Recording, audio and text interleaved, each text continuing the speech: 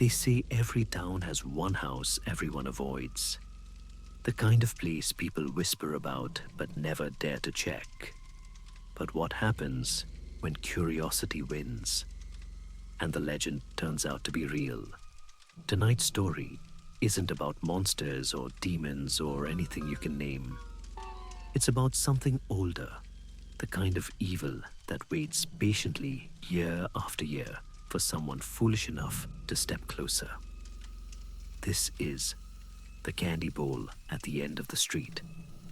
And if you've ever taken candy from a stranger, you might want to think twice before you reach for the next one. I grew up on a small dead-end street in a quiet town you've probably never heard of. The kind of place where nothing ever really happens until it does. At the very end of that street sat a house we all called the Candy House. Not because it was sweet or colorful, but because every Halloween, a black bowl filled with candy sat on its front steps. No one ever saw who put it there. No one ever saw anyone go in or out of that house. My mom used to tell me not to go near it. She said the people who once lived there, the Harpers, moved away after something awful happened. But when I checked, no one could remember exactly what that something was.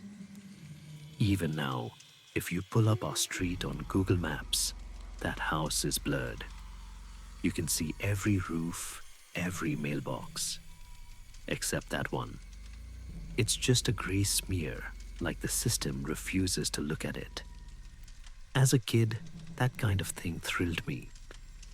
The house was a mystery, a forbidden place that kept calling my name. Every Halloween, I'd look down the street, half hoping, half fearing that I'd see the black bowl again. And I always did.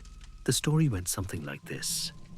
Years ago, a man left that bowl out because his daughter wanted to hand out candy but got sick the day before Halloween. He filled the bowl for her, set it on the porch, and promised she could help next year. But there was no next year.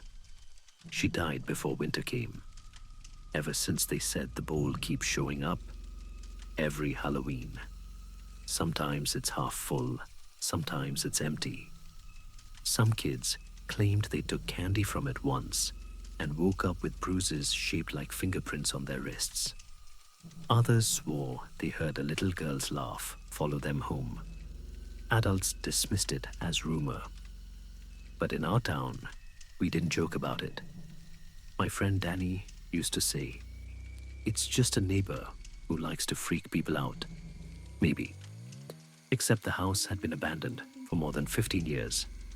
Windows boarded, mail slots sealed, no power, no lights. Yet every year the bowl returned. When we were 16, Danny dared me to take a piece of candy from it. I said no. I didn't even go near that house. But this year was different. I just turned 23, moved back home after college, and the street felt smaller somehow. That old fear felt childish, and I wanted to prove it was just a legend. Halloween night came colder than I remembered. The air smelled like damp leaves and burnt pumpkins. Kids ran from door to door, their costumes rustling in the dark. By 10 o'clock, the street was quiet. The laughter was gone. Only the wind moved. That's when I saw it. The bowl, same spot as always, on the cracked steps of number 78. Black ceramic, perfectly still. A paper note tucked beneath it read, "Take 1." I pulled out my phone, hit record. Just to prove it's nothing, I whispered. As I walked closer, the screen began to flicker. My flashlight dimmed, even though the battery was full. I laughed it off. Probably the connection. But then, in the second floor window, something shifted. A shape-tall human moved past the curtain. The house was supposed to be empty. I stood frozen for a few seconds, heart pounding in my throat. The camera caught static. When it cleared, the window was dark again. That's when I noticed the front door. It was slightly open. No creak, no slam, just open, like it had been waiting. My breath came out in small clouds. I told myself I'd only look inside, just a peek. Then I'd leave. So I stepped onto the porch. The smell hit first mildew dust and something faintly sweet like rotten syrup. The floorboards groaned under my weight. My flashlight stuttered as if the air itself interfered with it. The house was colder than outside. It wasn't just temperature. It felt hollow, like the air had been sucked out. I turned toward the living room. The furniture was gone, but the outlines remained on the wallpaper, pale ghosts of what used to be there. And then I heard it, a faint shuffle upstairs. "Hello," I called out. My voice sounded smaller than I expected. No answer. I took one step toward the staircase. The sound came again this time, a whisper, soft and quick, like a child imitating speech. I told myself it was the wind.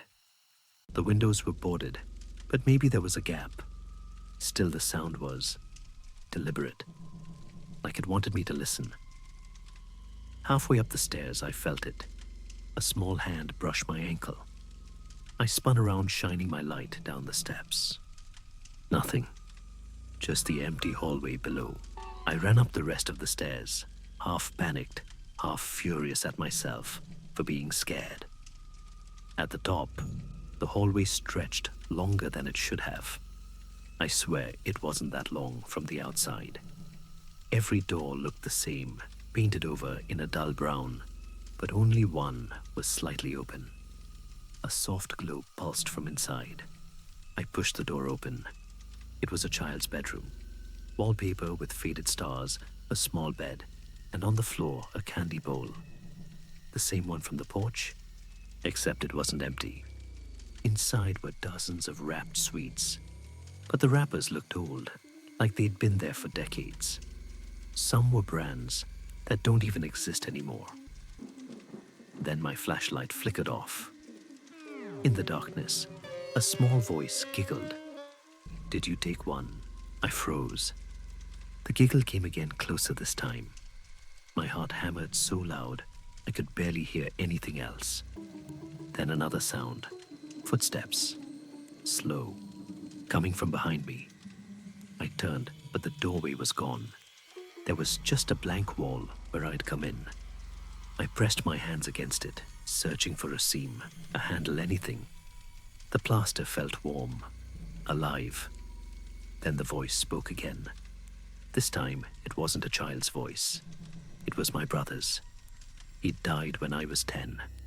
I knew that voice better than my own. "Come on," he said softly. "It's okay now. Just take one. You'll see." Tears stung my eyes. For a second, I wanted to believe it. The tone, the phrasing, it was him. But then I remembered something.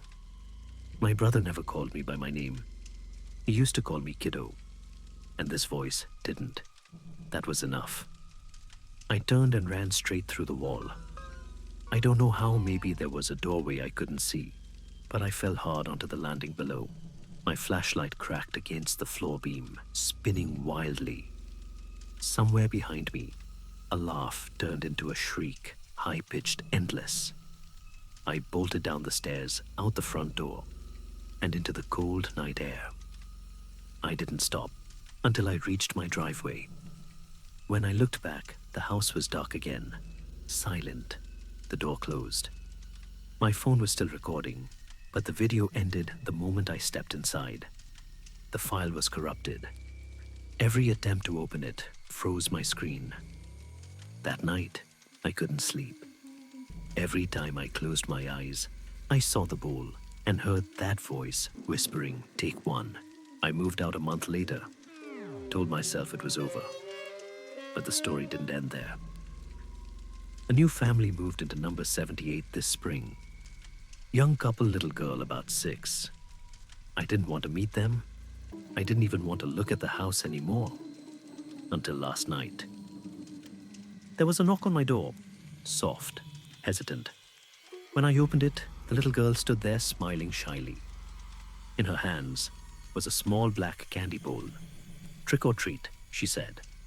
I stared at it, the same bowl, the same chipped edge, the same note taped to the side. She held it out. "You forgot to take one." I didn't move, couldn't.